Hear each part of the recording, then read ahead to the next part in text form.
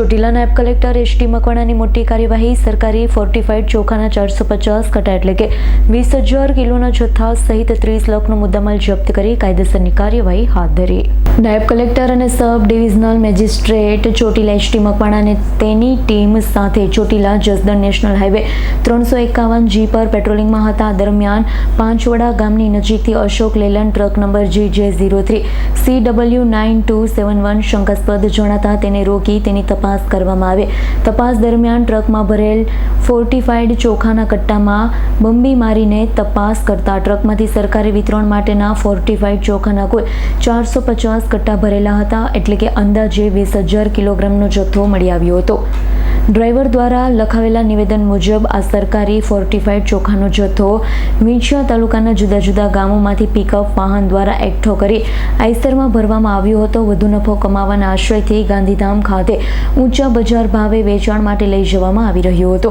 સમગ્ર કૃત્ય જાહેર વિતરણ પ્રણાલીને નુકસાન પહોંચાડે તેવું તેમજ ગરીબ અને પાત્ર લાભાર્થીઓના હકના અનાજની ગેરકાયદેસર સગેવગે સમાન હોવાનું પ્રાથમિક દ્રષ્ટિએ જણાયું છે. તપાસ દરમિયાન જપ્ત કરાયેલા સરકારી ફોર્ટિફાઈડ ચોખાની અંદાજિત કિંમત ₹10 લાખ તથા ટ્રકની અંદાજિત બજર કિંમત ₹20 લાખ મળી કુલ 30 લાખનો મુદ્દામાલ સીઝ કરવામાં આવ્યો છે. જપ્ત કરાયેલો મુદ્દામાલ કાયદેસરની કાર્યવાહી માટે મામલેદાર કચેરી ચોટીલા ખાતે ખસેડવામાં આવ્યો છે. સમગ્ર મામલામાં સંડોવાયેલા તમામ વ્યક્તિઓએ સરકારી ફોર્ટિફાઈડ ચોખાની ગેરકાયદેસર હેરફેર કરી તેને ઊંચા બજાર ભાવે વેચાણ કરવાનો પ્રયાસ કર્યો હોવાનું પ્રાથમિક તપાસમાં જણાતા તેમની સામે આવશ્યક ચીજવસ્તુઓનો અધિનિયમ, જાહેર વિતરણ પ્રણાલીને લગતા નિયમો તેમજ અન્ય લાગુ પડતી કાયદાકીય જોગવાઈ હેઠળ નિયમ અનુસાર કડક કાર્યવાહી હાથ ધરવામાં આવી છે.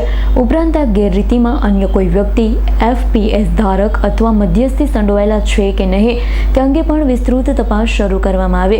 નાયબ કલેક્ટર અને sub divisional magistrate Chotila ST મકવાણાએ જણાવ્યું હતું, સરકાર દ્વારા ગરીબ અને જરૂરિયાતમંદ લાભાર્થીઓ માટે ફાળવવામાં આવતા અનાજને ગેરકાયદેસર સગેવગે કોઈપણ સંજોગમાં ચલાવી લેવામાં આવશે નહીં. જાહેર વિતરણ પ્રણાલીમાં ગેરરીતિ આચરનાર તત્વો સામે ભવિષ્યમાં પણ આવી જ કડક કાર્યવાહી કરવામાં આવશે. આવા કૃત્યોમાં સંડોવાયેલા કોઈપણ વ્યક્તિને કાયદાની પકડમાંથી બચવા દેવામાં આવશે નહીં. સાહેબ, સસ્તા અનાજનું જે અનાજ પકડ્યું એની શું વિગત છે? આજે 4 વાગે અમારી ટીમ સાથે અમે Chotila Jasdan national highway 351G ઉપર પેટ્રોલિંગમાં હતા. ત્યારે Ashok લેલન truck number GJ3 CW9271 શંકાસ્પદ જણાતા તેને રોકી અને તપાસ કરતા બંબી વડેથી જે અંદર ચોખા ભરેલા હતા એ ચોખાની તપાસણી કરતા આ ચોખા છે ફોર્ટિફાઈડ ચોખા, સરકારી ચોખા મળી આવેલ હતા. જેની કટ્ટાની ગણતરી કરતાં 450 કટ્ટા એટલે કે 20,000 કિલોથી પણ વધારે ચોખા છે સરકારી ચોખા મળી આવેલ હતા.